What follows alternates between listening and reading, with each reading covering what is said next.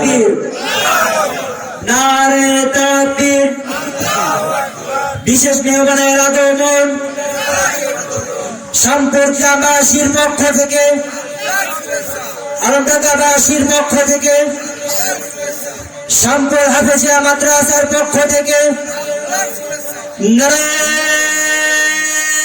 তাকবীর।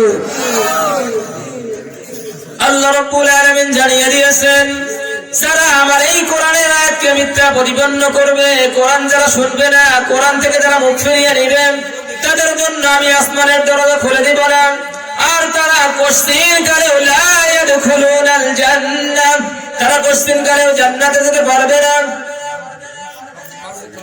হাত্তা ইয়ালিজাল জামালু ফি সাম্মিল খিয়াত, তারা ততক্ষণ পর্যন্ত জান্নাতে যেতে পারবে না যতক্ষণ না একটা সূচের ছিদ্রের ভিতর দিয়ে একটা উট প্রবেশ করতে পারে।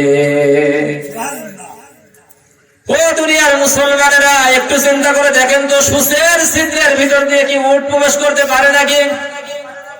আমাদের মা বোনেরা, সূচের ছিদ্রের ভিতর দিয়ে তো সুতাই ভালো মতো প্রবেশ করাতে পারে না, কিন্তু আল্লাহ বলছেন ওই মানুষগুলোর জন্য জান্নাতে যাওয়া অত কঠিন হবে।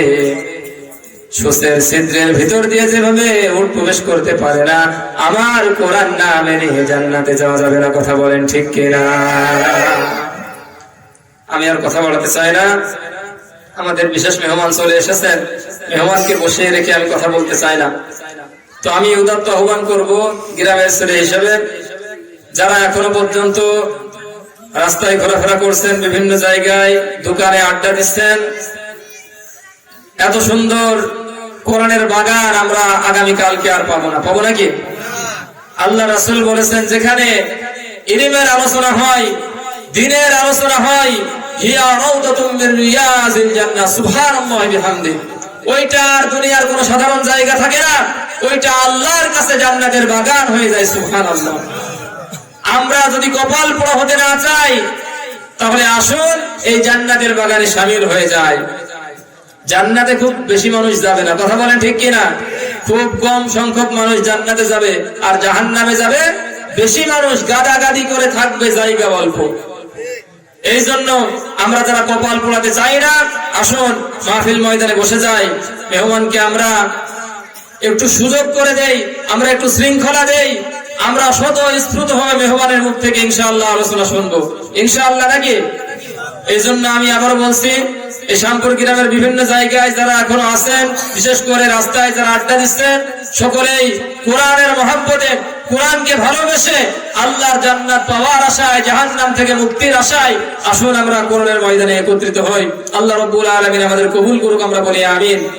সকলের প্রতি দোয়া, এবং আমি দোয়া চাই, যতক্ষণ পর্যন্ত কথা বললাম ভাঙা গলা নিয়ে, যে কথাগুলো বলার আল্লাহ তৌফিক দিয়েছিলেন, এই কথাগুলা সর্বপ্রথম আমাকে এবং আমরা যারা শুনলাম আমাদের সবাইকে যেন আমল করার তৌফিক দেন।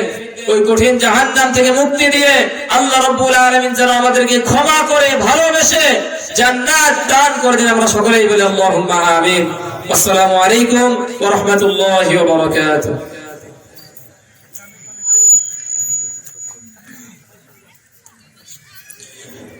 আলহামদুলিল্লাহ, এতক্ষণ ধরে কোরআন ও হাদিস থেকে আলোচনা শুনছিলাম। আজকের মাহফিলের বিশেষ মেহমান